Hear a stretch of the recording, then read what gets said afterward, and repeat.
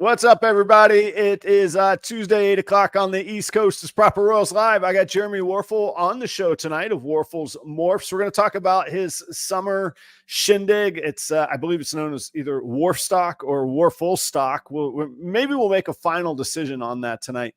But more importantly, I think there's an awesome lesson in business, building a community, and sticking with things and seeing things through and for a long period of time, and the value that comes with that. And Jeremy's done that now. So it's Proper Royals Live. Stick around. It's going to be a fun one tonight.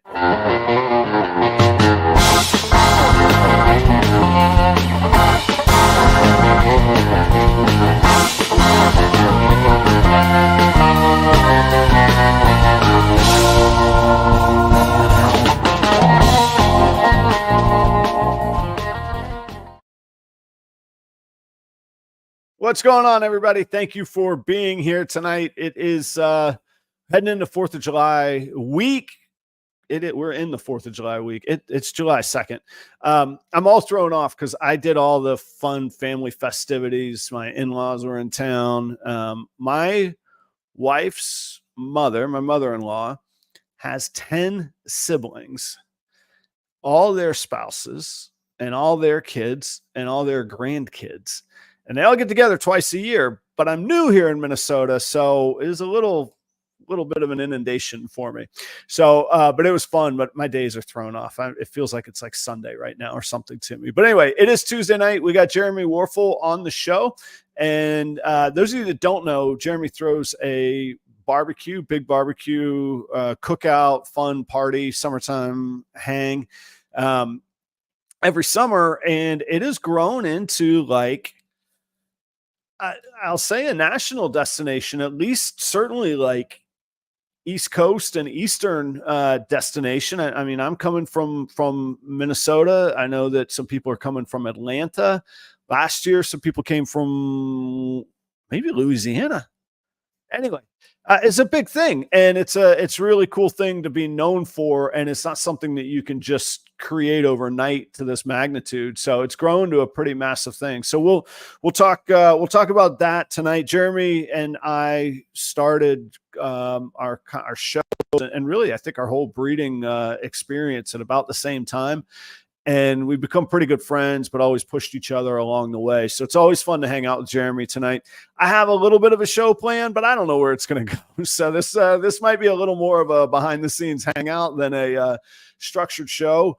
But I do think before we get lost in anything, there's such a great business value in building a community, however you can. Jeremy have done it, and I have done it in very different ways. Now we both have our social media, but we've done it in different ways, and we'll dive into that tonight. But it's not just for business. It's great fulfillment. It brings joy. It makes it easy to go to work every day, all that sort of thing. So anyway, we'll pick apart that stuff, but I think there's a good lesson there. So stick around for that tonight. Thank you all in the audience for being here. The show doesn't happen without you all because, of course, otherwise it's just me yapping into a camera, which I could do fine on my own, but I'm very, very grateful that you all are here. Not too much in the way of announcements. I've got the clutches are finally starting to hatch, so there's going to be cool stuff. If you haven't checked out the Proper Royals Patreon, I think here's the value proposition real quick for you. There's a library of content that's Patreon only. There's a killer community that you can hang out with and learn and grow with, do business with, learn from, teach your stuff to, grow your brand. You get access to everything for $7 a month. $7 a month will get you in access to all that. The next two tiers get you access to store credit. All your money goes back to you. I don't even keep the fees. I just eat the fees. So that money goes back to you. And the very top tier, if you think you like how I do business, we do one-on-ones, business reviews, one-on-one meeting each month. So if that's up your alley. Oh, and again, all that money goes back to you. It's all store credit. So I eat the fees and give you my time at that point. So see what you think. Check it out sometime. If you have questions, feel free to hit me up. Let me know if you're going to Schaumburg. I didn't think I was going. Then I was really certain that I was going. And right now I think I'm going. There's a business deal that makes it make sense for me to go. And I got to figure out if that deal makes sense. So there's some ins and outs and different people involved. So anyway, I think I will be there. But if you're going to be there, I'd love to hang out, and I'm not going to be vending. So it's going to be total for, networking, hanging out. I'm planning to do some live interviews from the REDLINE table, like I usually do if REDLINE is and I are at the same show. So if you want to get your face and your name out there, give me a shout. We'll try and get you on the schedule. No promises on things. I can't even promise I'm going to be there right now. So, but reach out to me. I think I will. I think I will be there. If I won't say who the customer is. If the customer is listening and you're like, what are you talking about? You may or may not be there. Your goods will be there. That is done. That's taken care of. The question is, am I going to bring them or not? But anyway, that's a conversation for other folks. Also, the website powered by Husbandry Pro. I promise it's on the way. There's just some really nice tweaks that we're making, and some things that you just don't ever think about when it comes to e-commerce and selling snakes that I've just got to get ironed out. Maybe Jeremy and I will get into that, but if not, I'll do a full video on that. I'm going to I'll have a video with Robert Vanderklay when we unveil it all, but properroyals.com is what it will be. Oh, what's up, Miguel? We can talk about that too. That's Miguel at Perfectly Engineered Reptiles. There's you got to go back and watch the episode with me and Miguel if you haven't seen it before. There's a funny story about the name of his brand, Perfectly Engineered Reptiles. Yeah, what mic and camera? Let me make a note of that. We'll jump into that in just a little bit. I think that's what I got. Properroyals.com. That's what you got to check out sometime soon. I'll announce it on Instagram or somewhere. You guys know that. So thank you all for being here tonight. I will get into the whole story with Jeremy. I kind of have gone through it. So I'm going to forego the long introduction. He's been here multiple times, and he's been kind enough to host me on his show multiple times. Please welcome back to the Proper Royal stage, Jeremy Warful. What's up, Jeremy? Guys? How are you doing tonight, man? I'm doing good, dude. I thought vacations were supposed to be like relaxing and stuff. Apparently I never got that memo. I think I'm busier now than I am when I'm at work. You're going to come Monday. Are you on vacation through Monday, or do you have to go back to work on Monday? No, I go back to work Monday. Oh, that's when your vacation's going to start, is Monday. Not before then. I'll tell you that. Oh man, it's been like I was saying backstage, I spent all day today just down here in the snake room. I got some rack stuff. Like I finished off the 5540 rack finally. So I've been moving some snakes around that needed moved around. And it's been crazy. It's been a crazy cleaning day. Shipped off the first baby carpet python today. That was kind of sad. I hate seeing those go. The ball pythons, they're sad enough to see go. But the carpets I think are worse to see go, because you know that the baby's only going to get better. And 9 chances out of 10, you're going to have that seller's remorse when you get an update picture from the person that bought it. So it's just like, oh, okay, go. But we all know you can't keep everything. And how many did you get out of that first clutch? Was it like 14 or something? Did I hear? First clutch was 14, yes. Yeah, and then am I right? The carpet pythons, can you double clutch those? No, they're one time. Okay. They're very seasonal, very, very seasonal. Oh, but you have another breeding project with Chris. Then you have another clutch coming though. Either way, somehow. Well, they're hatched. Most of them are feeding already. Oh, cool. I'm really behind. Like, see, this is the nice thing with only doing one video a week, because I can get a really good library stocked up, when the clutches start hatching and dropping. Yeah. I mean, so they're already out, and that video's dropping tonight of the clutch cutting, but they're already out. I have massive respect for you doing a live show, full-time job, your snakes, and keeping up your traditional YouTube videos, man.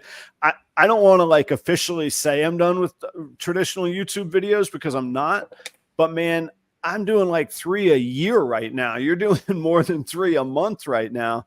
And it's such work getting all the editing done. And then, like you say, the planning and the library, but I still have all my footage from the Denver show in April. I don't even know if it's worth putting out. I mean, it is worth putting out because I want to showcase those brands and the animals, but like, it's such a hard thing to keep up with. So I have massive respect on that for you.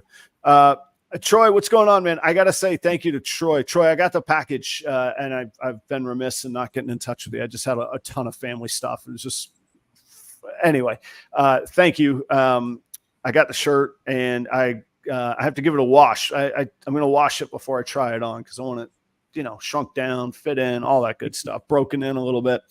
Thank you, Troy. On Sunday night with me. Yeah. He was on Sunday night.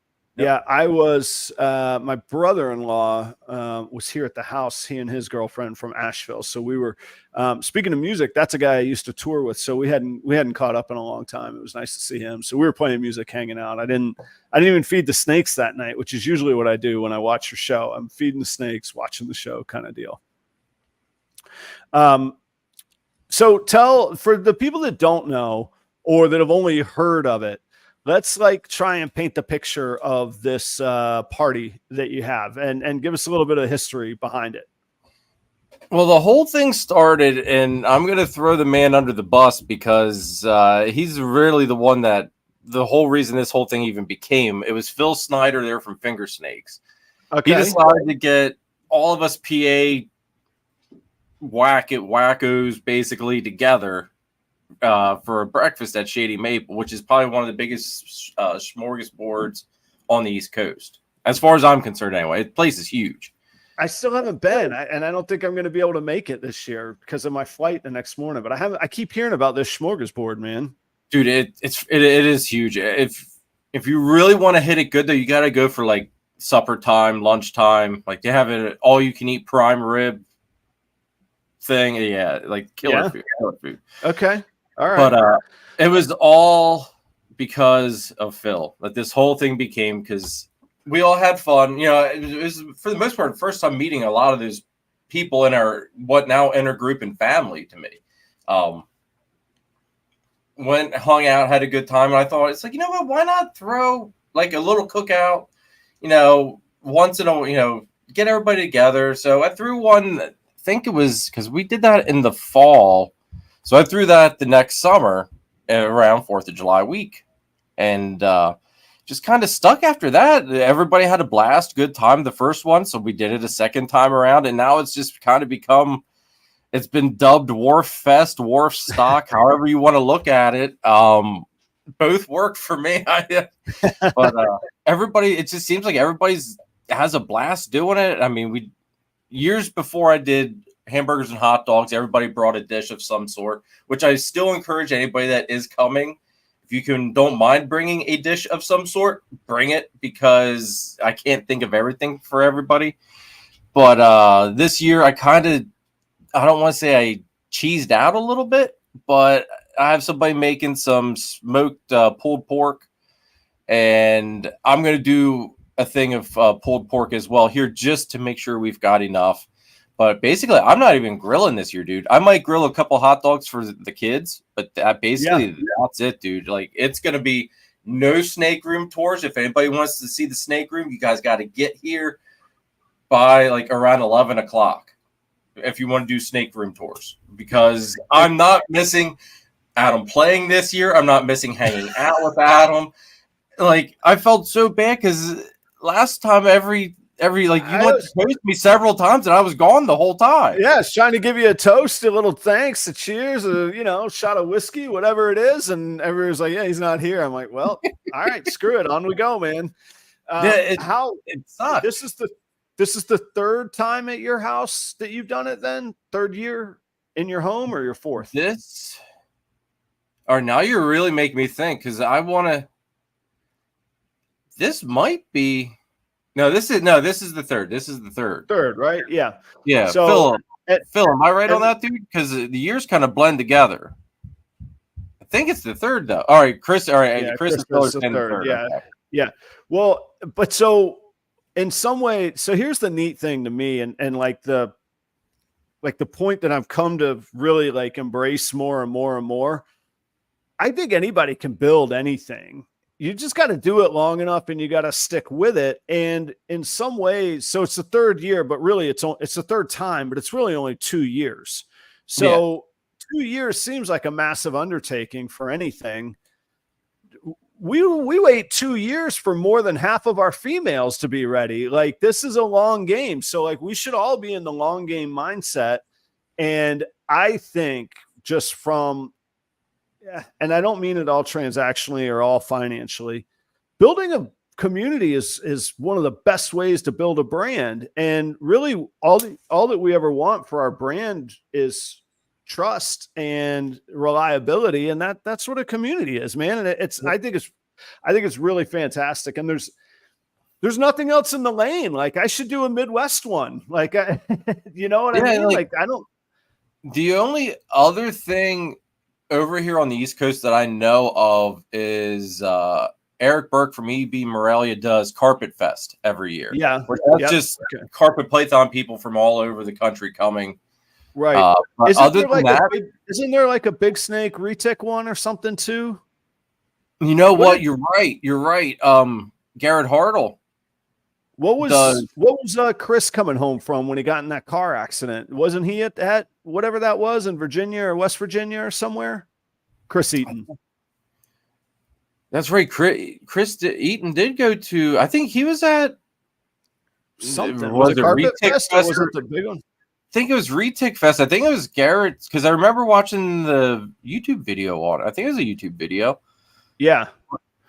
Anyway, I thought Chris was in the chat. Oh, there he is, right there. Okay, see, Chris, I do watch your stuff, man. I remember, man.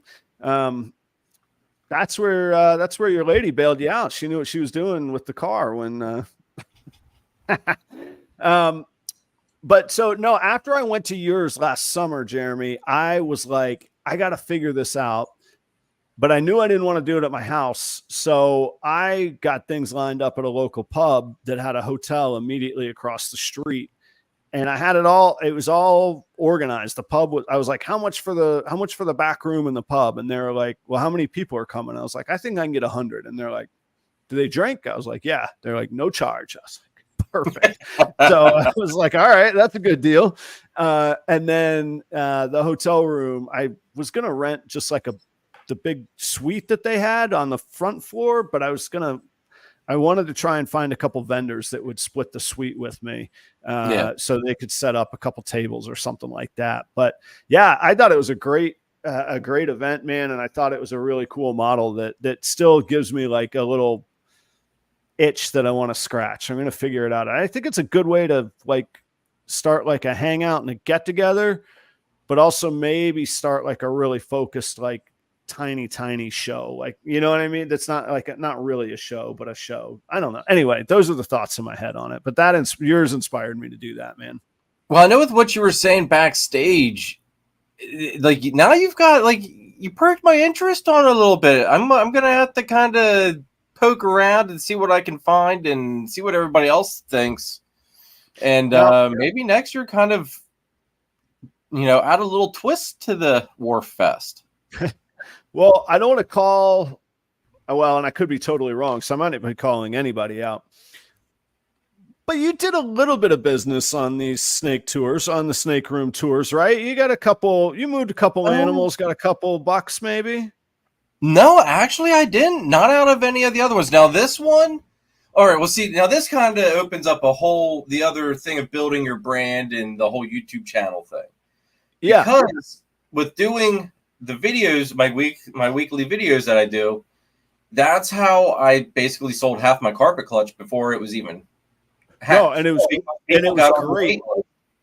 And you made a good point on one of your shows. You get higher engagement or higher views on your carpet content than the ball python, because it's sort of a niching down kind of thing. You're one of only a handful of people doing carpet content regularly, I think.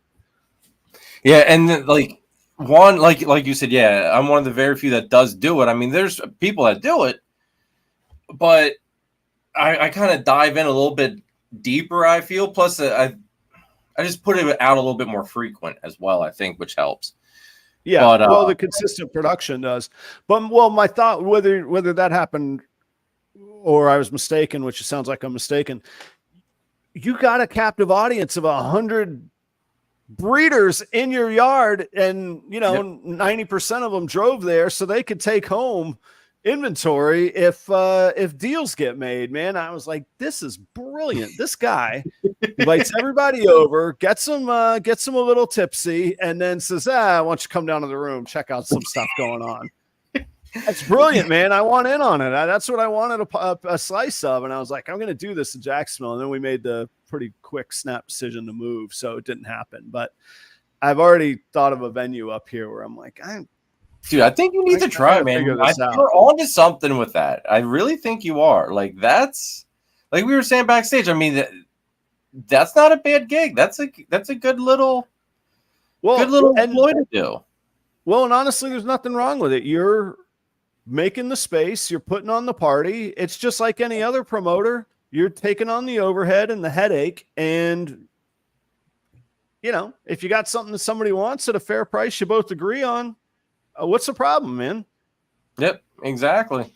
It's Tara there. She's taking her carpet python home. That is the one nice thing. Some of the people that are coming already, they bought stuff as far as, from just the videos and stuff, and they're taking the stuff home that day. So that'll help lighten my feeding load a little bit. That's pretty nice too. I do think Kent brought up, there's always deals going on. I think it's why it's worth me going to Schaumburg. I think it's worth finding these breeder events to go to, whether it's a party, whether it's a smorgasbord, whether it's a such and such kind of animal fest. Just go to it. Just good stuff happens when you start talking with like-minded people. Everybody's looking for something, and everybody has something to offer. And again, not everything has to be transactional or with such a driven purpose, but just putting yourself in the mix will lead to good things happening. There's going to be there's people in the audience I don't know that are saying they're going to be there. I'm going to go get to meet those people, Well, I know Jamie from Graceful Python, she's already saying she's coming up for next year. So now automatically I have to throw another one. Right. Well, yeah, you're in it now. It's a thing. So tell us about some of the logistics. Like I remember last year, and we should give proper credit. So I don't know. I can't remember if it was Danny or Nathan or maybe both. Somebody sponsored the porta potty because that would keep everybody from having to come inside the house, right? Yep, Danny sponsored the porta potty last year. This year, that's what part of the $10 fee for everybody to get in. That's kind of what's taking place at that this year. Covering some other minor costs, and then everything else gets donated to US ARC. And then if anybody wants to donate anything on top of their $10 fee, hey, how about it? It's going to get donated to US ARC. So very good. All right, that's cool. Well, and we'll have a microphone. We can persuade some people after some whiskeys as well. Yeah, I mean, I don't know if Chris is going to auction it off or anything, but Chris did win this turned out to be a funny ha-ha thing that somehow, again, caught on. But if you've watched some of the live sponsor auctions, there have been memorable moments, we'll say, that have popped up during these auctions. I've heard tell, yes. And I got this funny bone in me the one day, and I thought I'm going to go back into these, specific lives, pause it, take a screenshot, and print them off. Give them their own little title, autograph it, just like as a stupid, funny, ha-ha thing. Right. And John and Christine from Triforce Morphs, they signed it and handed it back to me. They're like, on one of our auctions, let's just auction it off and proceeds go to US ARC. So, okay. So their last auction, Chris from B and S Reptilia won it. So I don't know if Chris is going to want to sign it and then put it back up on the auction block and maybe do a live auction from the barbecue or what. So we'll see. Yeah. Well, so you've mentioned it a couple times, a couple other people have. For anybody curious, myself and Phil Snyder from Finger Snakes BP, we'll be playing some music. I figured we'll do like an hour and 10 minutes. We don't need to make the party about us. This isn't, Wembley Stadium that we're thinking that we're playing at. It'll be fun. It'll be a fun little time. It'll add to the party, but we'll get in, we'll get out. But we'll definitely put on a show. Phil absolutely shreds. It's fantastic playing with him. Just like, you go. I got these 4 chords over here, man. You can take care of that. So we'll be playing, and huge thanks to Kent at Craft Brew Morphs. I tried to sweet talk Southwest Airlines all I could. They said, if you bring a guitar, it's going in the belly, and that's it, of the plane. Ooh. And I was like, I'm not doing it. So it was either rent one when I got there, or Kent has a fine guitar. It's going to work great. So anyway, we got that. We got the PA sorted out, and we got Phil and I are sending Instagram notes back and forth to each other of, we're going to need you to work on this little part, right? It just is hold me together on this part right here. Dude, I'm excited because last year, what I did get to hear was phenomenal sounding. Like, I absolutely loved it. So we set the bar. So now it's like, okay, we've got to always try to get you to come out every year because we can't lower the bar. Well, we can extend it, but we can't lower. Here's the weird thing, and thank you. You're incredibly kind. Backyard barbecues of 100 random people aren't really my scene. Like, usually I got a gig in an Irish pub or / sort of punk rock venue. It's a little different. It's a little different thing for me. So trying to put together a set where I'm like, I don't want like 2 people to be really excited and the other 98 to be like, this, when is he shutting up? But then you risk everybody being like, he was a solid C. I don't know. He was all right. So anyway, yeah, as Phil says, makes it terrifying and fun. So, we tried to put some hits together, something that everybody will know, and we'll have fun with it either way. It does make it terrifying and fun. As Phil says, we've played once for 1 hour. That's what we're going into the show with. That was our gig last year. You wouldn't be able to tell it though, dude. Like, you guys jived that good. You wouldn't have been able to tell. Well, thank you. And that speaks a lot to Phil, because there's an art to listening to where you fit in. And then there's also the trust of him going, all right, Adam, you say you got it. You better got it, kind of thing. And so, we both, there's a little bit of a social contract among musicians. You got to have that kind of thing. And if somebody's not ready for that, that's okay. But it's really, really fun to do. And then you're like, all right, yeah, this is different than anybody I've ever played with. But he's crushing it. It sounds cool. It sounds different, and we're having a great time. So it's going to be fun. We'll do that again. I'm looking forward to it. I forget. It's so weird when I have you on, because I forget, because a lot of times I'm on your show and I got to leave room for you to lead. And I'm like, oh, these are awkward, quiet silence. It's me, Adam. I got to jump on. I got to run the show here. So, hey, talk about, we touched on it earlier. Talk about your social media content, what you do each week, and ways that you've, benefits, or I don't know if there's any downsides, but any downsides you've seen. And then, the benefits you see in your business and in your, when it comes down to your snake brand. Well, every week I do what I call a normal video. It's either clutch pullings, clutch cuttings, updates on clutches. And then I kind of use filler material as more, and that's like more of the educational side, with like just genetic ID videos, which I had just started that series and I got slammed with more clutches. So that fell on by the wayside. I did start a Husbandry Pro series going over different aspects of that.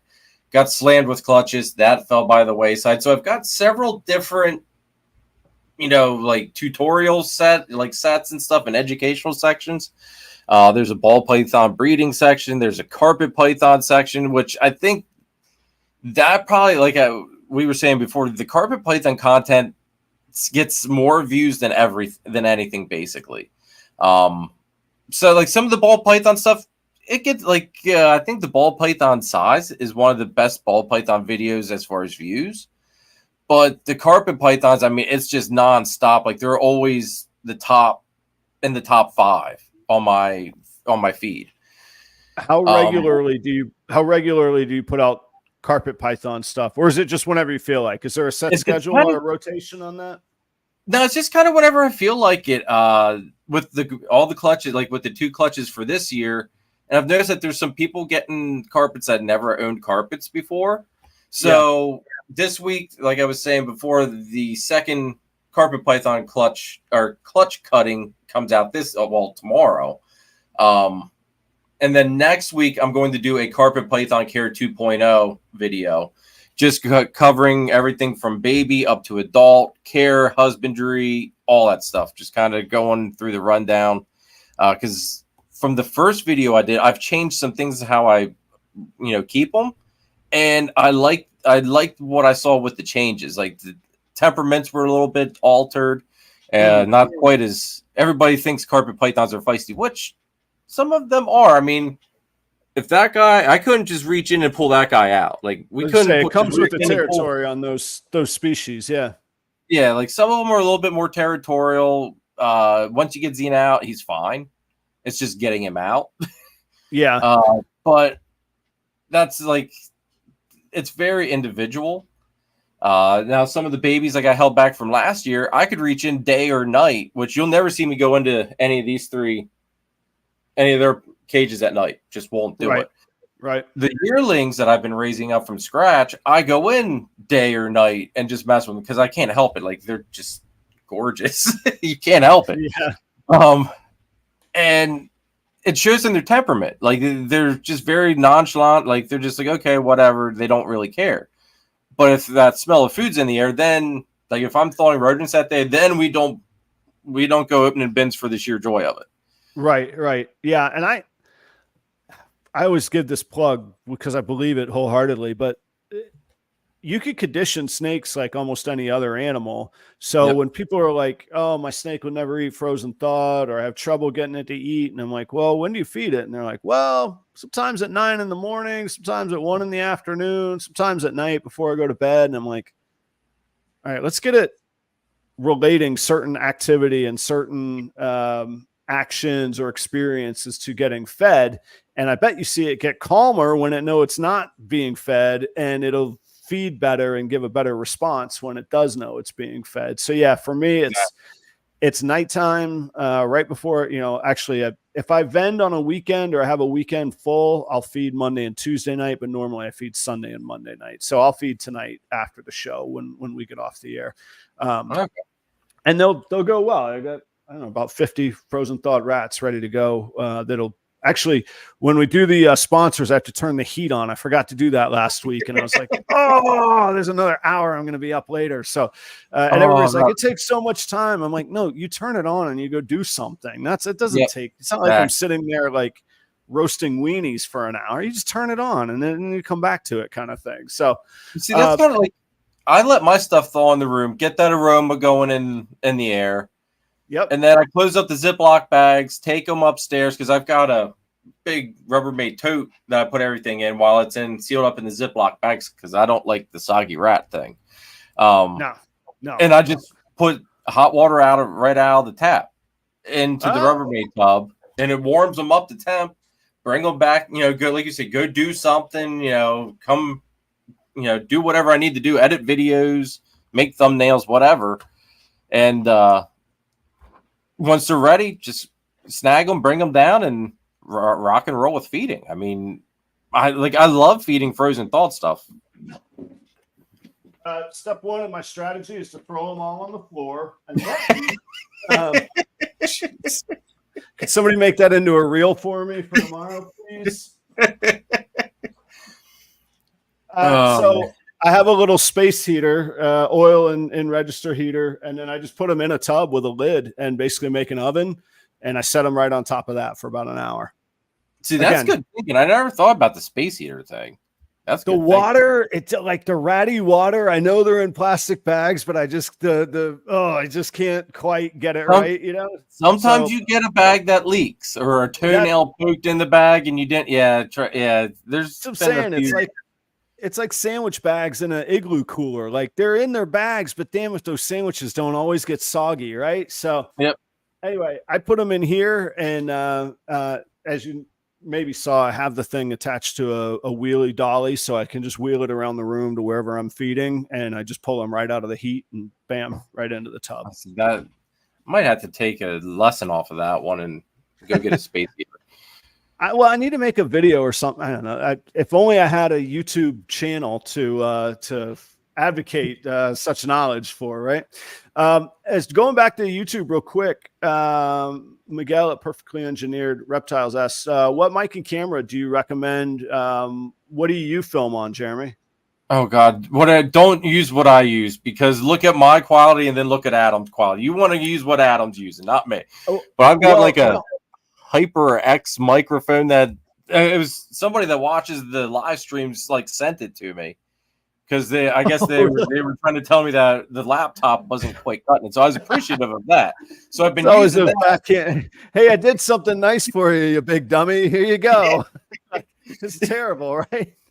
And then I've got a Logitech 1080p HD webcam sitting on top of my laptop. But when I stream with my StreamYard, I don't have the package, I guess you would call it, or what? I don't have the selection. I guess it'd be the package, where I can do 1080 anyway. So the best I can do on my channel for the lives is 720. So that's just what I run.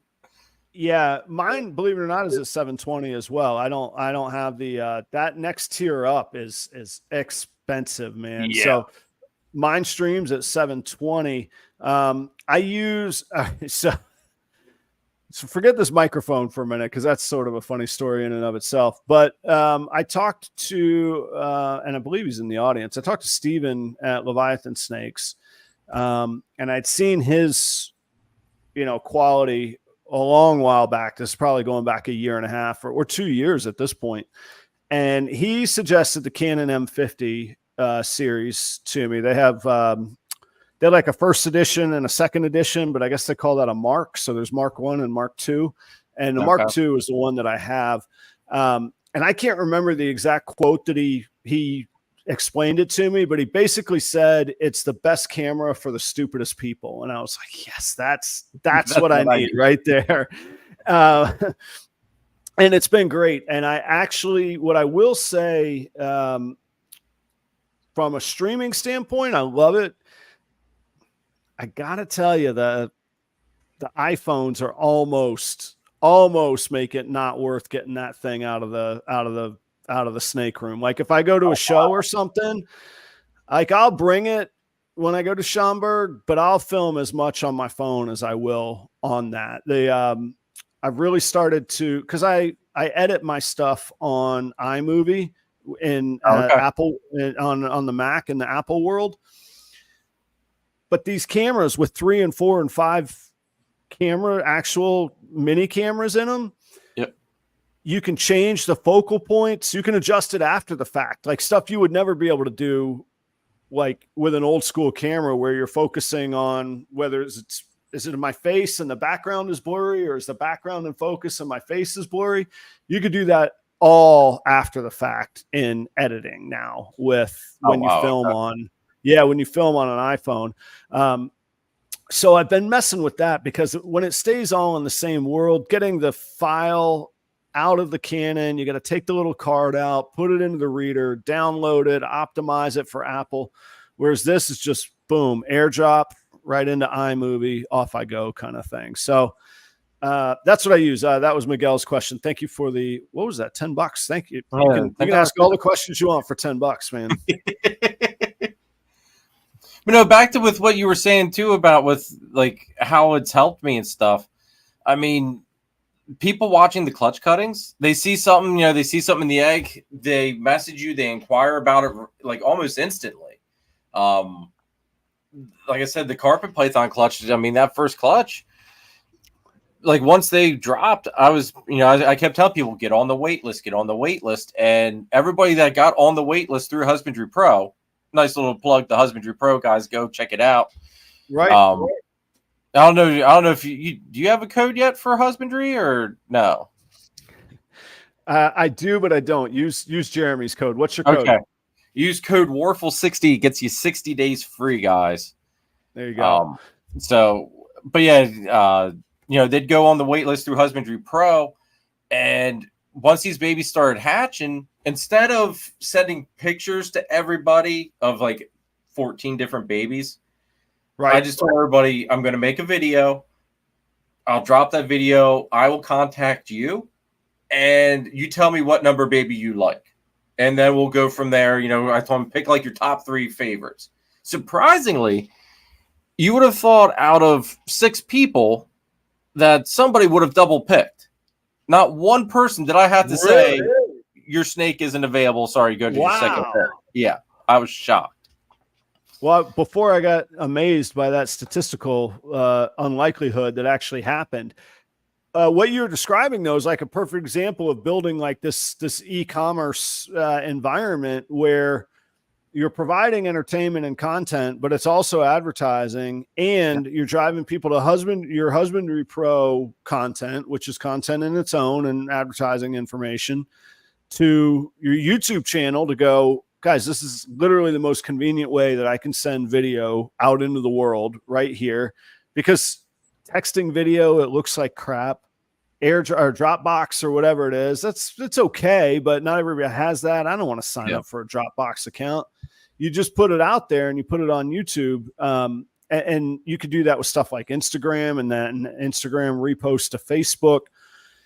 It builds this nice machine. If any of that seems overwhelming to people, myself, I'm sure Jeremy or somebody like Steven or a ton of people. I mean, that's what it is what we do, but it is a way to reach just a massive audience. And like you say, you had them pre-sold. You had a waiting list for them. Yeah. And the other thing is too, and because I had a couple people before, say asking about pictures or whatever, it's like, okay, you try to get a little carpet python that knows nothing but to move, sit still long enough to take a picture. It doesn't happen. Well, in a video, that's another place a video comes in handy then. Yeah. So it was just, it made too much sense to not do it like that. And then, like with the ball pythons, it's nice because, people see the clutch updates. They see something they like, they hit you up. The ball pythons, there's a lot less of them. So it's a lot more likely that something's going to stay here. The first ball python clutch of the year, I kept 3 out of that whole clutch. Now, the one that somebody did want was one I wasn't planning on keeping anyway. But there again, they messaged me after they saw the video. They were a repeat customer. They sent me a message on Instagram saying, hey, if you aren't keeping this, I want it. I was like, sold. It's yours. Here's the price. Right. Rock and roll. And do you do the clutch cuttings on YouTube or on Instagram? Everything's on YouTube. Dude, gotcha. My Instagram has fallen so short because it's just like it comes down to a time thing anymore at this point. Like with having 2 kids that are younger, Hudson's 1, Hadley's 4, having the wife, and Dom just turned 17, so trying to get him to work and stuff here and there. Work itself, the snakes, with the collection growing, we're expanding the snake room to be double the size of what it is. It's gotten crazy around here. I mean, just even the amount of babies, like my 1065 rack is basically full. Wow. Yeah. And I had to order a mini 130 this year, and it's just sitting, nothing's in it yet, but it's sitting ready to rock and roll because there's about 6 other clutches in the incubator that are going to start hammering out before I know it. Yeah, well, that's where maybe you don't keep 3 out of every 6 that hatch. You're gonna those numbers are gonna catch up with you at some point. Oh, but dude, it was like, how can you turn down a 1.2 leopard spot nose double head exantic clowns? Oh yeah, you can't just like let that out go into the world if what you're shooting for is the exantic Batman. Like you just can't do it. But then you wouldn't need the male. You don't want a super spot nose, do you? Maybe you do. You might. Well, I mean, Justin's been hitting super spot nose stuff, and people love it. I mean, yeah. Well, I mean, wasn't there was a time, and maybe it's I thought there was a time where that was seen as not fatal, but as I mean, they like a challenging issue. They do get a little corkscrewy, some of them. Yeah. I mean, they're cool. I I gotta say say they're cool. they look cool. I mean, there is that risk. There is that risk. Yeah. I won't deny it. There is that risk. But see, this is thinking ahead kind of comes into play. This year I had purchased a female leopard exantic het clown, and she'll be ready to rock and roll for 2025 season. So if that male is ready to rock and roll by the time she's ready to rock and roll, I've got him to go to her right off the bat while the other two girls still, grow up. Right. And, that's true. Oh yeah. If you have a use for them before then, yeah definitely. And I've got a leopard vanilla double het exantic or leopard vanilla exantic het clown male that when those two girls are up to size, I can throw him to her or him to them and, try to avoid that super spot nose. Yeah. That's true. Yeah. I was thinking in a vacuum of the 1.2. Yeah. You could literally use him with any female you want. That's true. You have, you have a wide variety of, wide options there. No, I would be, there's going to be some clutches this year where I'm like, if they're 5 females, man, I guess I'm keeping 5, man. I don't know. We'll see. So I've got, I'm going to start getting into some of those, which is pretty fun and pretty cool too. So it seems like I say it all year round. It's always a neat time of year. I'm either planning for the next breeding season, starting the pairings, and then this year I'll have clutches from March through December. So, I mean, I'm very nearly, and it's nice when they're spread out. Now I'm going to have a massive clump here in the next 30 days that hatch. And then it's looking like I'll have another clump in September, October, the ones that are ovulating like right now. Or about to in the next 2 weeks, I'll have another big clump then. So, and to go all the way back to that topic of the camera and the microphone and all that, I know that I have a little different perspective on this than a lot of people do.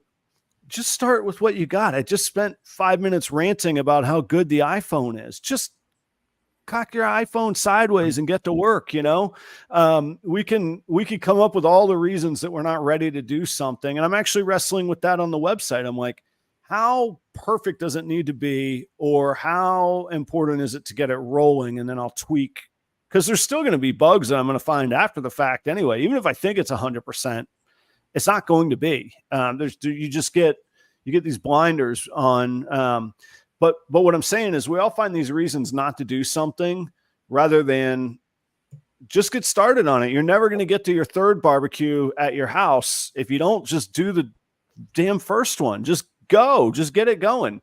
So that's my personal little soapbox. But so I don't think there's anything wrong with you've done clearly. You're clearly set. If the goal is to be a recognized brand and selling snakes through your efforts on social media, you're doing it and you're checking all those boxes. So after that, who cares? Yep, exactly. And for the weekly videos, like you said, I just use my iPhone, like that's all my normal filming. The webcam is just for the live stream stuff, but everything else, it's just done on the iPhone. Now, like you said about just getting started, if anybody wants to really put themselves through some torture, go back to my first couple videos. Those were horrendous. If you look at where I'm at now compared to then, it's just mine too. Yeah, people are gonna wonder, like, how in the hell did this guy ever get this many subscribers? Like, it's a miracle. But I'll use a music example. I like very expensive guitars. I like nice guitars, and I appreciate them probably the way that Steven or Brandon Nixon appreciate a beautiful camera and all that it can do. And I know that it tears them to their gut for me to go, no, just use an iPhone. It's fine. It's the same thing with guitars. There might be 3 people there on Saturday that go, oh, damn, that's a hell of a guitar Adam's got. I don't know if you guys know this, but this is that kind of wood and blah, blah, blah strings. And oh my gosh, look at the equipment he's playing. Nobody cares. It's important to the niche that you're in and to the people that can do something with it. But otherwise, and how many people listen to our long form content? They're audio only. They're cleaning dishes or scraping snake poo. They're not even watching, I'm not saying not to care, but I'm saying there's every reason to get started, I know there's a lot of times, like, even like people's normal videos, I'll be doing something like cleaning, waters, whatever, and I'll be doing glances over when if I know they're showing off snakes. Yeah. Whenever they say, all right, well, this is such and such, I glance over, look at it quick. Okay, that's cool. Then go back to work. But for the most part, yeah, I mean, a lot of it, like lives, put a live on it, and like I don't really care about what the picture quality is at that point. I'm just like, it's the background noise, it's me learning stuff while I'm getting work done. Yeah, and there's always room for improvement, and there's always opportunities to grow. But if you don't know, you're going to learn by doing. You're going to learn little things that annoy you, or little, how can I cast these shadows back here but keep it simple? I found a stage light from what I used to use playing music. I'm like, we just throw that up there. Oh, that's plenty good for me. I'm leaving it alone. I got my one little ring light, and I got that light back. It works. Okay, check that off the box. Now what next, kind of deal.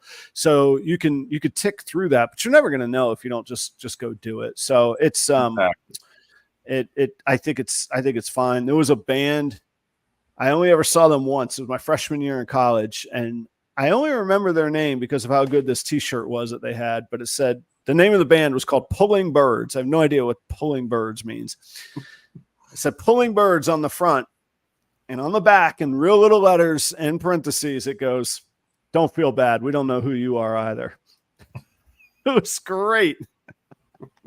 And so your first videos are going to be that way. You're going to get like 6 or 7 views, and maybe one of those is going to return, and then you're going to get a little better, and then 5 or 6 people are going to return. You're going to get better, and blah blah blah. So anyhow, Miguel, if you're still here, just fire up something and get going on it. Don't worry too much about all of that stuff.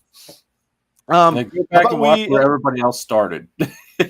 Yeah, you're going to feel real good about yourself. And I will say, I've left, with the exception of one video when I thought the mic was off and it was live in a public place, I did have to take that down. But otherwise, I've left every bit of content I've ever put up on any platform. They're all there, so you could go back to the very early on any of them.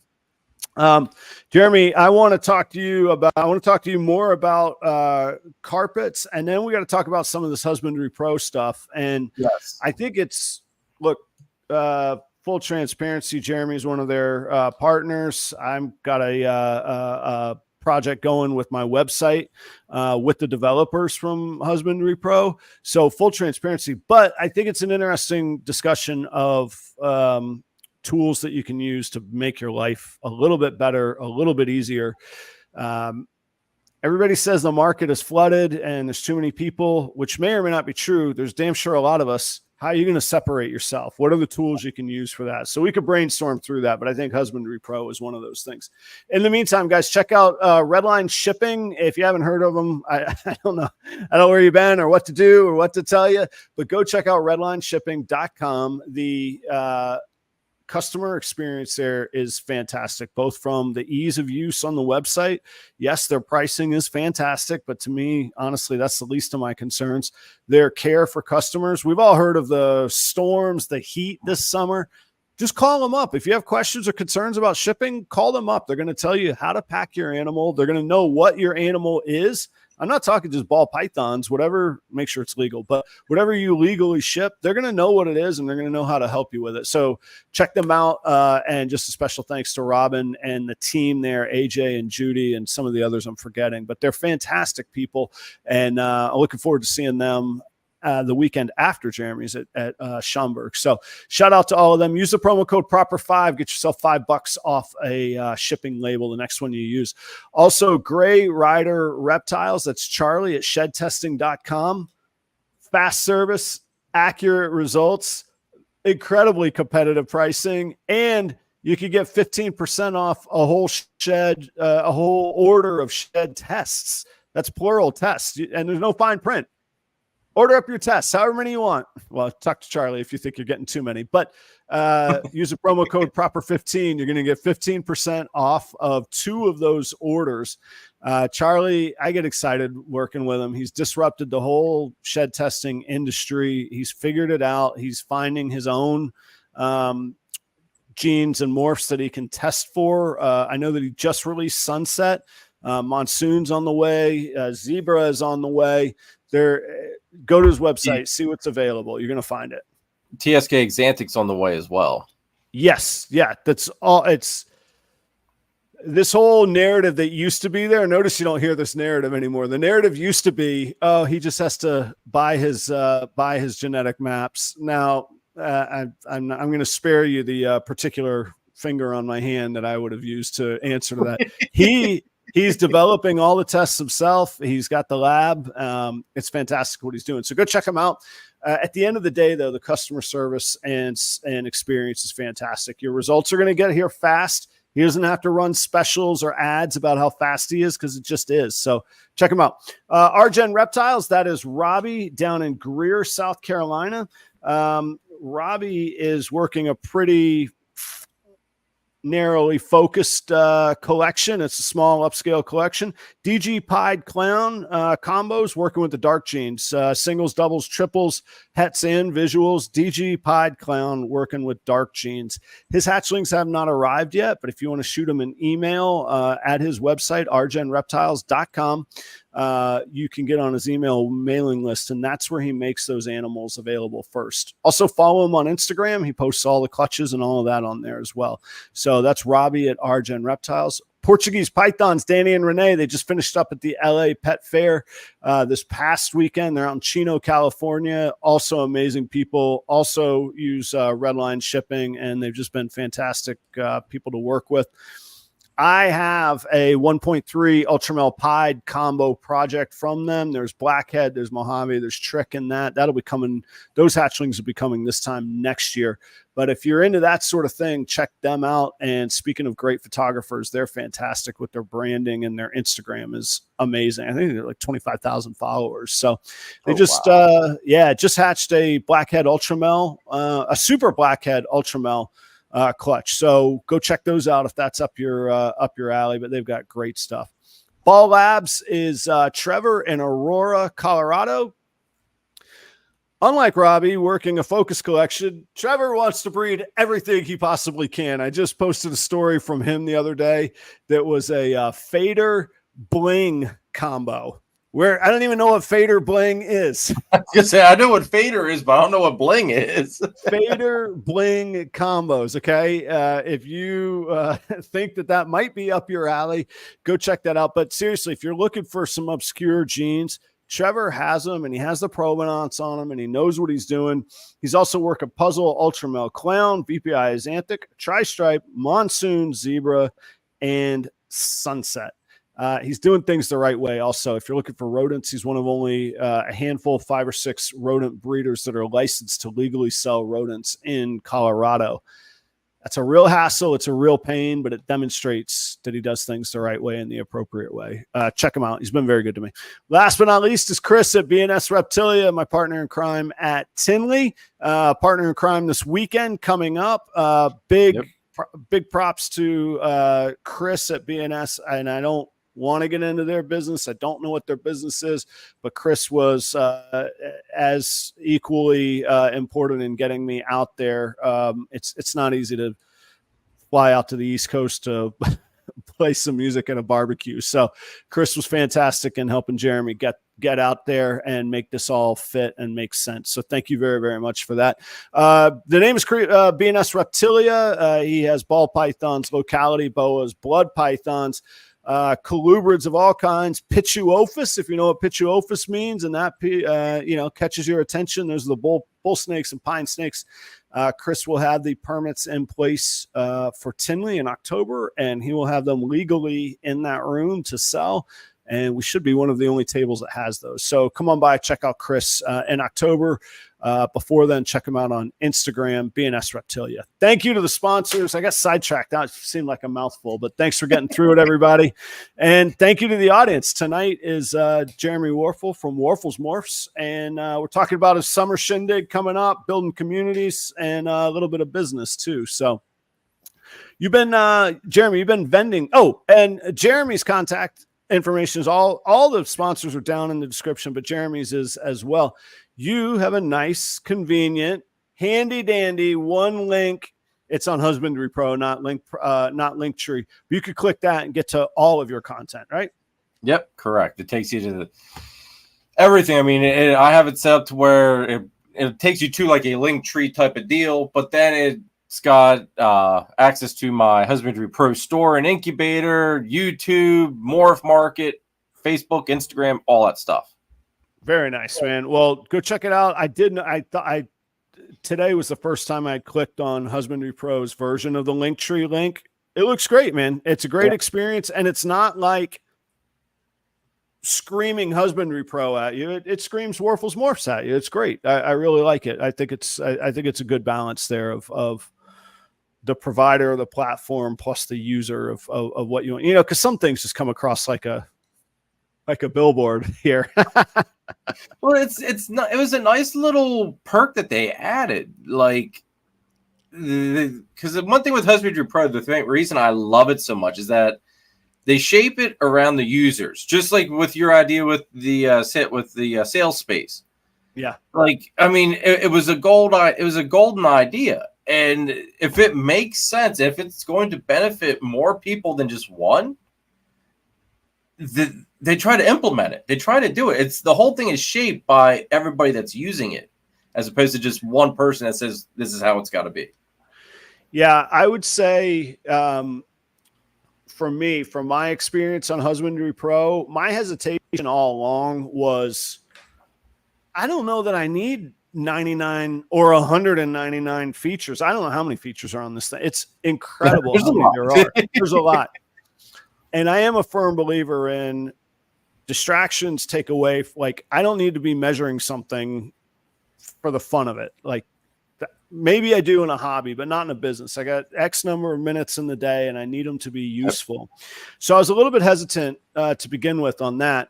But when the idea got cooked up with the website and we were both on board, it was like, well, okay, I guess I'm in. So I better start uploading my animals.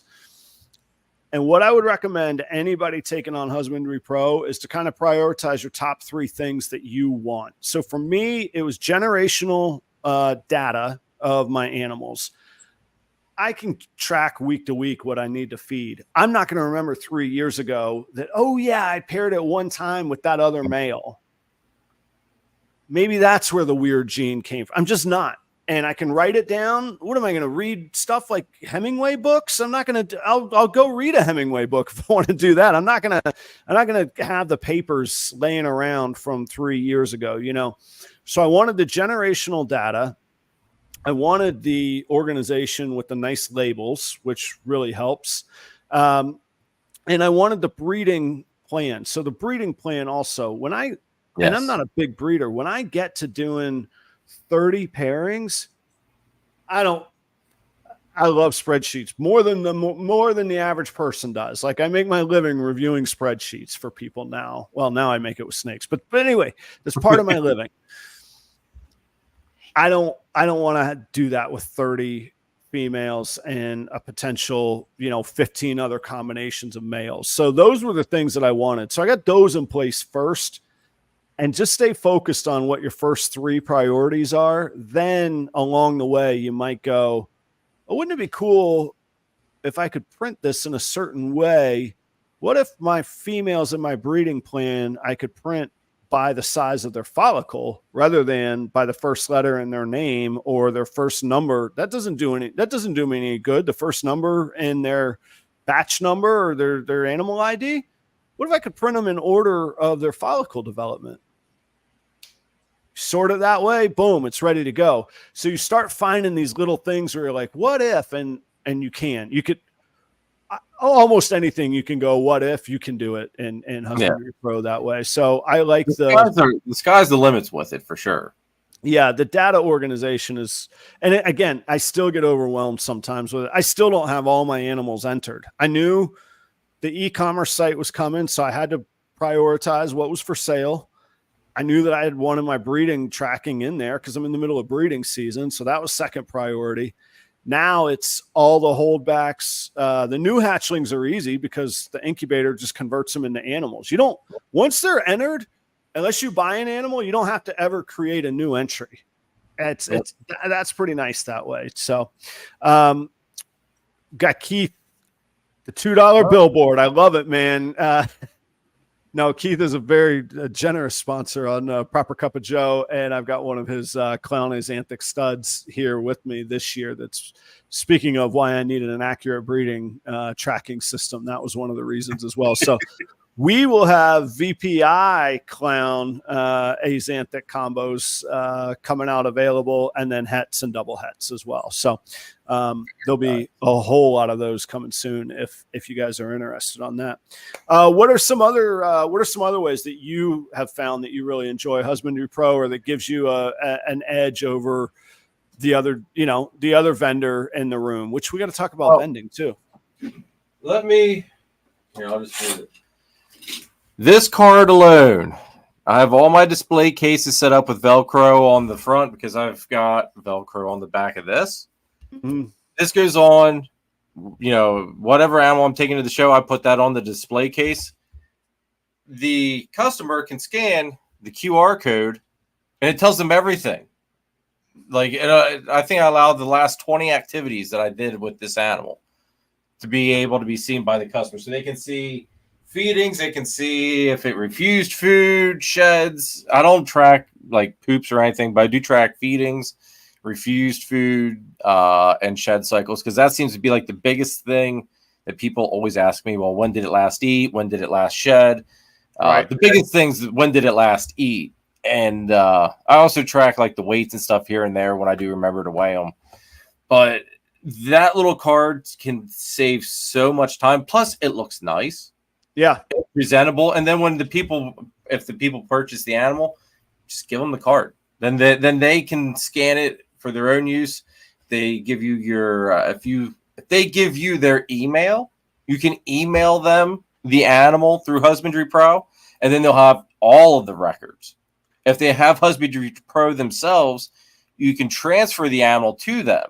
So then they don't have to input anything. Yeah. All of what you kept track of, they will instantly get once they accept the animal transfer then. I had, and credit to them, this isn't me running a smear campaign by any means. I got an exit interview from another software company that I said, you know what, the value just isn't there for me, and I'm not going to keep up to, so I'm out. And they credit to them. It's hard to do an exit interview when you know that it's going to be negative feedback. So credit to them for asking. But I said, I can't even download my own data to hand over to somebody that buys the animal, much less port it to them right away. It's such a closed shop on this other company, where Husbandry Pro has those accessibility things where it suited me a whole lot better. And I just gave honest feedback to them about that. I said, it's just not there for me. And what they do is very well, but it's very limited what they do. So that would be my selling point. You said you use Velcro to attach, and so if I've got ARS displays, you're talking about not on the front that slides out. I mean, are you talking on the top that slides out, or on I put it directly on the tub. It's on here. I actually have an empty tub. Like, I just put the Velcro right there on the front of the tub. I'm sorry, at the shows where you're at the shows. Yeah, I just picked like the top left-hand corner. I kind of the part that's going to be on the display case itself. I put that onto the card itself, and then position the card, and then just kind of squish it down there. Then that section of the Velcro will stay there forever. And then that way I can just peel on. So that way I use the card to kind of determine its place. Do you get any of that like plasticky, goopy, like from the back of that's what I'm worried about. I got to figure out how I want to attach the cards, because I want to be able to keep the cases looking really clean and sharp, which I guess if it's, you just use like a small spot of Velcro or whatever. Well, yeah, I use a small spot, but the piece of Velcro that goes on there stays on there. I don't take that piece off. I just then peel the card off because it's got the corresponding. Mm-hmm. It's got the one side has the fuzzy, the other side has I call it the prickly. No, I got you. Yeah. So I just let the prickly portion of it on the display case. That never comes off. I just let that there. Yeah. And then all I got to do is just swap cards. Gotcha. And then on the, do you use ARS cases, or which cases do you use? Yeah. No, I use the ARS. I have the 5 container displays. Does it ever make it difficult? Like, it seems like that, even as small as that card is, it seems like it would block out the view. And if I made it smaller, then the print gets too small. And like, so as cheesy as my little chalk marker looks, you can see the animal through the chalk marker, you know? You can, I mean, it does take up a little bit. I forget what size my cards are. I did downsize them. They're not, I used to use like a full credit card size. I downsized them from that. Okay. It does take up, I'm going to say maybe a quarter of that whole display view. Right. Also, the one way I look at it is too, might maybe add a little bit of sense of security for the animal, because it gives that little bit of a shadow. That's and true. It kind of makes them maybe, because I did notice that some of them do kind of hover up towards there, but it's not enough coverage where you can't see them. Yeah. So it kind of gives them that sense of security that they're in a hide of some sort. Yeah. That's one of the things I want to go, like, when I went to that Denver show, it was amazing, because when I vend, I'm a one-man show. I never check out the room. I never roam around. I'm vending. Yeah. So the Denver show was really nice to roam around, get ideas, see what was selling, see who's positioned, you know, who's got some new marble or Orbeez or whatever under their snake, you know, who's doing what to really stand out, kind of thing. But I want to go look and see how people are attaching printed cards. I mean, it does look more, it looks more professional. You wouldn't buy cereal at the grocery store with handwritten, or you'd be like, I don't know about this place, you know, like, so I get it. You want to project that professionalism. So I gotta go learn that. That's another reason I want to, on my list at Schaumburg next weekend. Well, I know for around here, there's not many people that use it, that even do it. Everybody just uses the chalk marker stuff. I know myself, John and Christina Triforce, Nathan from Infinite Possible Pythons. I think we are the only 3 that I have noticed that use printed, scannable QR code type of cards. Most people use the chalk markers. I see them a lot. I'm seeing it more and more because with Husbandry Pro, with Clutch, and then there's people that have figured out, I'll just type up a mailing envelope label. You know, they'll take the time to do it. And especially if you don't, like, I was going to say, if you only do 1 or 2 shows a year, I guess it could go both ways. If you only do 1 or 2 shows a year, you might go, why would I invest in all this? On the other hand, you might go, this is my 1 or 2 shots to really move and really look professional. Yeah. So I know a lot of people put a whole lot of work and thought into the shows, where I've kind of got a rhythm. I'm like, all right, load them out, load them in, off we go. Anyway, and those NARBC shows really tend to attract the nerdy vendors, and I mean that in a good way. But I think a bigger percentage of the vendors at those NARBC shows will be using some software product that they put out. So I'm gonna go check it out and see. That's one of the things on my list to get ideas and get inspired by this weekend. Yeah, there's more than one way to skin a cat. I mean, it's just a matter of finding that way that works. Keith had a good question here. Why not use NFC tags? The reason I don't do it, Keith, is it's hard enough to get someone to scan a QR code. And then you put something like an NFC tag, they're going to kind of be questioning, well, what's that? All right. Help Gramps out here in the corner. What the heck's an NFC? An NFC, it's like, you know, when you go to the gas pump, you can tap your debit card or whatever. That's NFC. How to do that? Yeah. Okay. Yeah, that's essentially an NFC transaction type of deal. So with NFC tags, with how it works with Husbandry Pro, you can go and you can tap your phone to the little button that's on, say, the display case or whatever, and it will then pull up. Oh, I got what the data is, as opposed to scanning the QR code with your camera. It's just another way to pull the data. Yeah, I gotta say, man, I'm the old dude in the room that's gonna be like, how about for that snake, you tell me how many dollars it is, and I decide if I'm gonna give you those dollars or not. That's like, this is all cool, but let's get down to, you know, it's stand-up comedian Mitch Hedberg where he buys like a donut and the lady's like, do you want a receipt? And he's like, I cannot imagine a scenario ever where I'm going to need to prove that I bought this. How about I give you the 38 cents and you give me the donut? I'm out of here. Like, that's kind of how I feel. But I also don't want to be the old dinosaur that doesn't evolve, because the QR code and the information and the clean, sleek look is great. So Rick says the new ARS displays is tempered glass. I have those. And I think what Rick is getting at is that you could scrape it and clean it. Keith also, though, brings up a good point about wait, where did it go?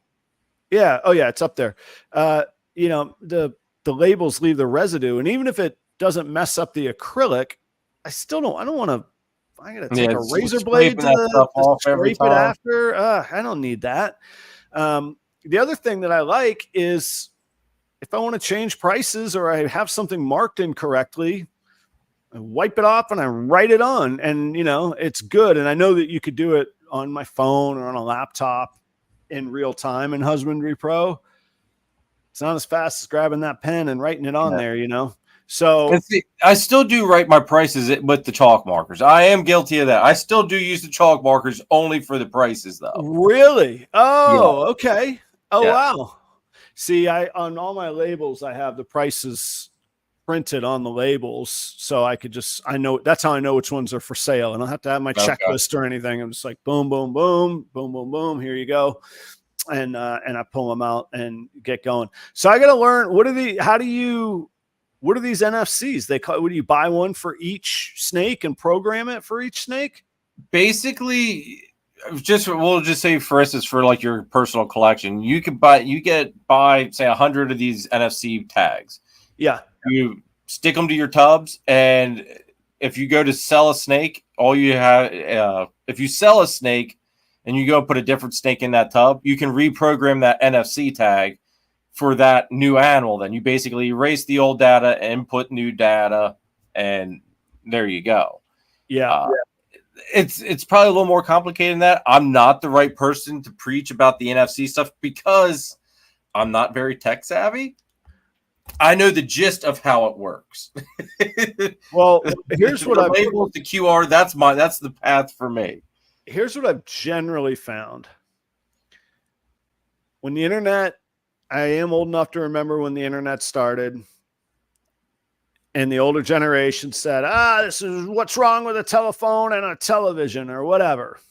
What's email? This is nonsense. You walk out to your mailbox for mail. And of course that worked out just fine. And it happened with cell phones, and it happened with,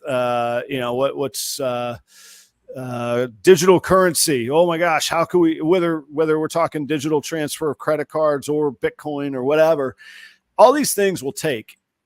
It's going to take a little bit for them to get adopted, but they are going to take, and they can make our lives. They do make our lives better. We can transfer money immediately around the world now. Remember, I like to say 20 years ago, oh, you think you're going to fool me? I'm not putting my credit card into a computer. Yes, you will. You're going to. At some point. Yeah, so I do want to use them, and I to Keith's point, I'm not good at just blindly following somebody, but understanding who's using what, and certain people catch my attention when they're using something.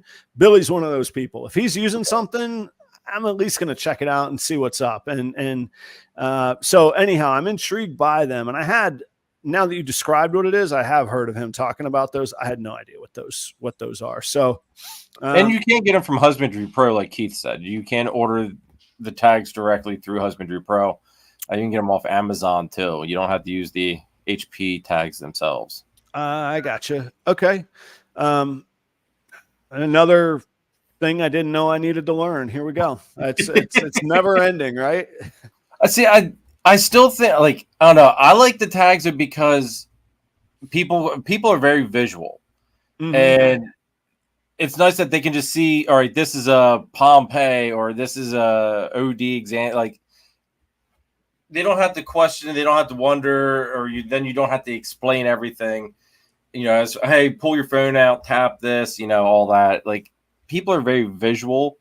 Yeah. And if they're looking for certain genetics, seeing that on the list, it's likely to catch their eye, make them, stick around a little bit more. Yeah. Well, and I think I definitely think it's important to reduce whatever friction the customer might feel. And what a 55-year-old customer feels is different than what an 18-year-old is going to feel. Yes. 18-year-old wants everything right here. And that 18-year-old might not have, no, they might have $2 or $3 grand, but they might not have $2 or $3 grand right now. But in 3-4 years before they have a house, a kid, a family, any responsibilities, but they got their first salary job, I want them at my table when they want to blow that money. And so I think sort of speaking to those choirs, or if somebody's expecting to get it on their phone, find a way to get it to them on their phone, or find a way to use the technology to get it to them. Sure, anybody can always read the chalk marker. They'll be there too. But I want the people going behind it. So I always try, and that's always a real concern of mine. And I get a constant reminder from the size of my bald spot that increases. You'll be impressed with how much I've increased the real estate in the past year, Jeremy. Come on, Adam. Hey, you can't fight ahead. it. There's nothing I can do to fight it. So I may as well just embrace it and have fun. And I'm lucky, and God, I'm thankful. I'm out of the race. I got the lovely lady. She's committed. I'm committed. I don't care. And all I worry about now is wondering if the eyebrows are. Am I at the point where I need little eyebrow attention? Oh God. The other nice thing that, as far as with Husbandry Pro, is the rack view of it. You know, you take things out of the rack and everything. You know, I'm pulling the tags off, and I'm taking them with me. So when I get back from the show, pull up the rack view, and I can see exactly where every animal goes. Oh, yeah. If you pulled off the tags each time. Yeah, you're right. Yep. I see what you're saying. It saves me a lot of headache from having the multi-tag stuff, and I just pull it up on the laptop, be like, all right, you go here, you go there. Simple, easy, done. Cool. Yep. Jeremy, we got a few minutes for like a quick segment. Talk to me. You've been vending a whole lot this year, or seems like a whole lot. Is it more than usual, or is it the same circuit that you've been doing? I've added a big show called Hamburg. It's not, they moved to Morgantown, Pennsylvania, but it used to be up in Hamburg. I have added that to my show circuit. I've had very low inventory. Yeah, which is, I guess it's a good problem to have. It's a good problem, but it's a problem nonetheless, because I want to expand to some of these other shows, but I can't justify expanding if I don't have the inventory to have a good selection. Right. Let's face it, you can't go. I mean, Hamburg, the past couple of shows I went to there, I had 5 animals. Oh, wow. Like every time. And I was lucky that every time I had one animal that somebody wanted, which covered table cost. Plus, gave me some money, some extra money to play with. But that drives the question, like, that means you're at one of those, like, what do we call it? I forget the right word for it. But the pivotal points where you go, should I expand? Yep. If you expand, it's more time out of your life. And will expanding replace the salary or benefits or all the security that you bring to your household? And then you go, I don't know if I should expand or not. And you get kind of in this like space almost. Now you can increase quality and advance. But yeah, it's a nice problem, like you say. But if all those considerations have to be taken into account for sure. And the other thing is too, is it's just that time of year. I mean, everybody's low. I've got 20. Well, I had 27 baby carpets. I'll have half of clutch one going, half of the first clutch of carpets going with me to my next show is actually next Saturday. I have the Oaks PA show next Saturday, and then after that I have Gettysburg. So I have 2 shows back to back, a week break, and then 2 shows back to back again. Nice. As each show comes up, I've got a little bit more inventory every time. Right. And up until probably December, I'll be adding stuff regularly. And then December, of course, then clutches start dropping all over again. But with adding, like, as you know, we're doing the expansion here. I'm doubling my floor space now. Mm-hmm. And that's because of solely the carpet pythons. Because the ball python market's good. Don't get me wrong. The carpets I'm loving a lot more than the balls. Like, well, and you've established yourself as, I mean, let me put this the right way. Maybe in the non-ball python community, you're not the carpet python guy, but for all the ball python people that don't know anything about carpet pythons, you're the carpet guy. Like, I know that there's other people that have them, but not that I know that are selling them. I couldn't name somebody off the top of my head who I'm like, oh yeah, maybe Chris at B and S Reptilia. I should probably know that since his logo's up there. But I think, the point being, I think on your media, you've established yourself as that guy, rightly or wrongly. And I think it's fantastic. I think that's brilliant to do. Yeah. And I think the other thing is like the light that I paint them in. Like, yeah, the passion. Like, I've got the passion for the ball pythons. It's working with them. The way carpets interact with you. Like, you get a ball python out. Well, what's it do 9 times out of 10? It just sits there. It might look around a little bit, you know. It's gonna hang out. Yeah. Yeah, it's gonna sit there. It's gonna hang out. You get a carpet out. It's gonna move the whole time. It's gonna investigate. It's gonna check everything out. If you move, it's gonna zero in on what movement it saw. Oh, yeah. I mean, it's like working with a velociraptor with no legs or arms. See, I like the ball python version of that story much better for myself. That's how I can handle the amount that I have. But in all seriousness, to me, and obviously opinions are dirt cheap, dime a dozen. Everybody's got a couple. The color variations and the distinct morphs and the vast amount of them in ball pythons is still just unparalleled to me. And that's what gets me going. So your interaction with the animal speaks more to you. And don't get me wrong, I handle all my animals. I change out their tubs twice a week. I mean, I'm extremely active with my animals, but the visual and the challenge of figuring out those visuals that's what gets me up every morning to get down here and get to work. You know, I love that. And the other thing too, and we'll spin it back towards the vending aspect too. Around here, I'm going to say probably 90% of tables are ball pythons. Sure. Yeah. It's the old problem. Yeah. And when I've noticed, like, and a bunch of us have already talked about it just in our little group, excuse me. When people are walking through the shows, they go into autopilot because they're seeing table after table of ball python. It's nice having that species that not everybody works with because it stops them. Yeah. Yeah. I mean, when you get here, Adam, I'll show you some of these baby, like, well, we'll get you to start loving some carpets, man. I'm not opposed to them. They're not going to be my, who knows? Maybe I'll have a pet one day, but they're not going to be my. I don't think they'll be my thing. I might. But your point though goes back to my belief that we could get all full of ourselves on what we're breeding and how many morphs and this many hets and we're working on this. If it don't look good on the table, you better have a damn good plan of how you're going to sell that thing and who you're going to sell it to. And obviously it can be done. I mean, Will said hello earlier from Royal Canadian Reptiles. He knows what he's doing and he has a great audience base built, and same with guys like Jeremy Bod. But the average person that's going, man, I'm going to build a, quad hets for the future and I'll just sell the other ones. I don't know about that, man. That's a hard road to hoe outside of a hobby, So that's a long way of saying good looking snakes will at least catch their eye. Cause you're right. People go into autopilot. If it's a brown, black snake, it's hard to get somebody's attention to buy that. That's for sure. It is. And that's like, and it's become a joke in amongst our PA group chat too.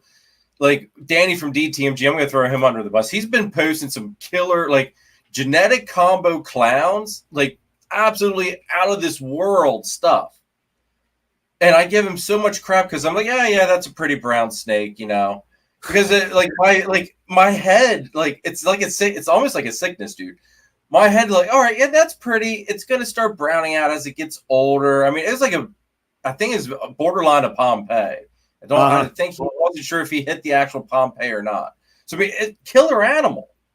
And here I am busted on this amazing animal because I'm like, yeah, well, it looks like this now, but it's going to get worse as it ages. I'm there in my head. I'm thinking the carpet looks worse now.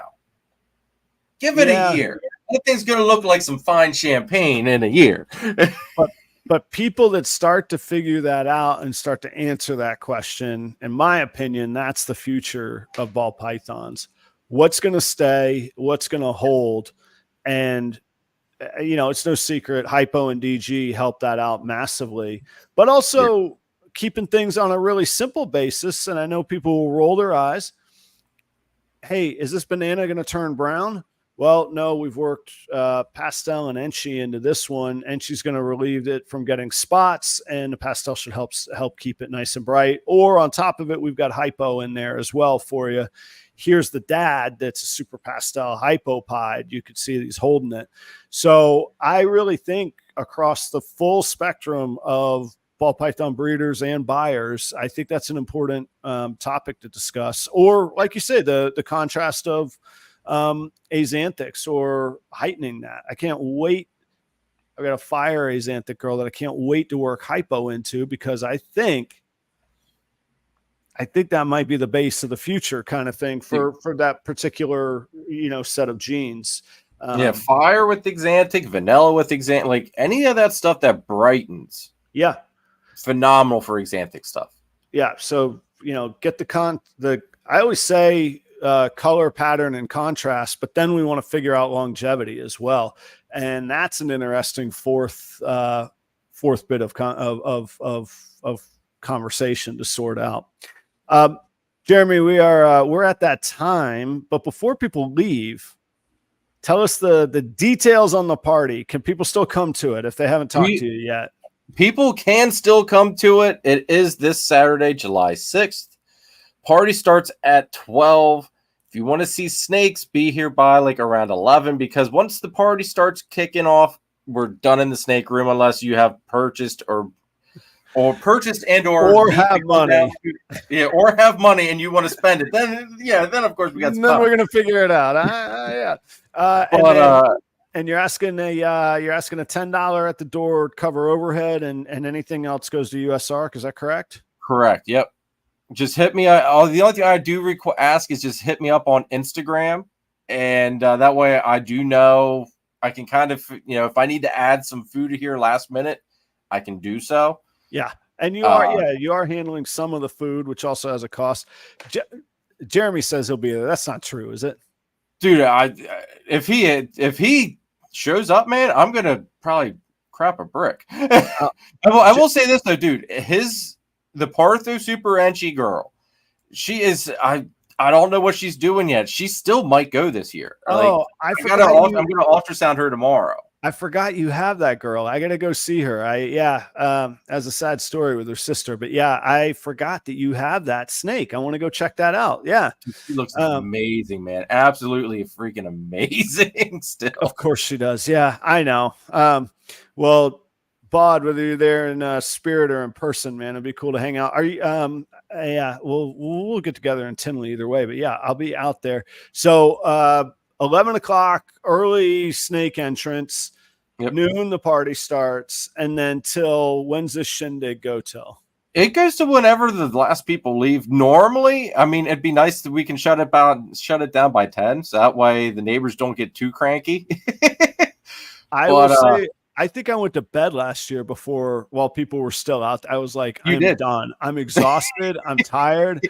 And let me tell you, folks, don't get offended.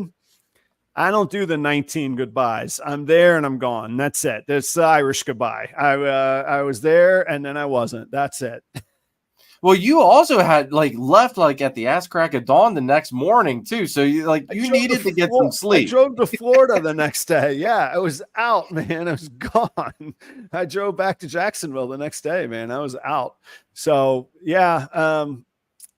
Anyway, yeah, it'll be fun. So, and people should bring a dish ideally, or bring some snacks of some description. If anybody's local, obviously I'm not going to make you pack something on the plane. Look, I'm a rule follower. If anybody's local, bring a dish, a dessert, whatever, just something that, help share out, because right now I think we're looking at around 50 to 60 people. Nice. So there's going to be a good bit of mouths around. I've got pulled pork going to be here, potato salad, deviled eggs, macaroni salad, that kind of stuff. And then what about beverages? Bring your own, yeah? Bring your own beer or whiskey, whatever, alcoholic stuff, bring your own. Phil is the soda king for the barbecue. He's the one that gets all the sodas for us. Oh, okay. So does I should know this, but does Phil will have a beer as well, or only soda? I don't know if I've ever seen Phil drink. Yeah. I don't know if I've seen Phil drink, in all honesty. He's pretty precision focused on that guitar. So when he gets going, I don't have as much to keep track of as he does when he goes on that thing. But no, the big thing is just like the $10 per person cover charge. Kids are free. And like you said, it goes towards the Jiffy John, covering some other expenses, and everything else that's left over gets donated to US Arc. So that was the whole big reason. Like last year, it seemed like we had so many people show up, and I thought, it's like, if we can turn this into something where we can just make some good out of it and donate some stuff and still not have extreme costs, I thought it was worth it. So this is kind of like a trial run to see how things go and if we need to make changes for next year. I mean, it's the middle of summer. Everybody's got $10. Yeah.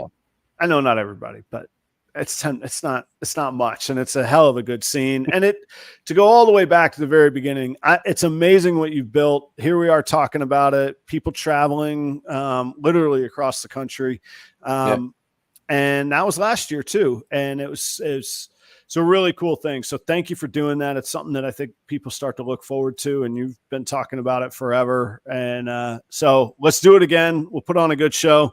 Everybody, I will see you all in Columbia, PA this Saturday. The following weekend, I'm pretty sure I'll be in Schaumburg. I'll let you know for sure. And let's see, I think it's the 2 weeks from tonight, we got Billy Rose on the show. So if you got stuff you want to talk to Billy about, I want me to ask him about, I got to cook up kind of a specialized topic. Part of the reason that I never have, like, people were like, why don't you get these like giants on? And I'm like, what am I going to ask them that they haven't already talked about? What new am I going to bring to the table? What differentiation am I going to have? So I got to dig in with Billy on that, but I promise you I'm working on it. So we'll have him on, grateful to have him. And I'll see you guys this weekend. Jeremy, I'll see you this weekend. Advance thank you to Kara for putting up with everything that you're going to put her through this weekend. She's a saint. I'm thankful for her as well in this whole deal. Awesome, dude. I can't wait for you to get here. Like I said, we're going to have some steaks and homemade French fries Friday night for supper. So we're going to start the weekend off good. I'll be there on time. Promise, man. All right, Jeremy, I'll be in touch. Guys, we'll see you next time. And Jeremy, thank you so much for being here, man. No problem, brother. All right. Good night.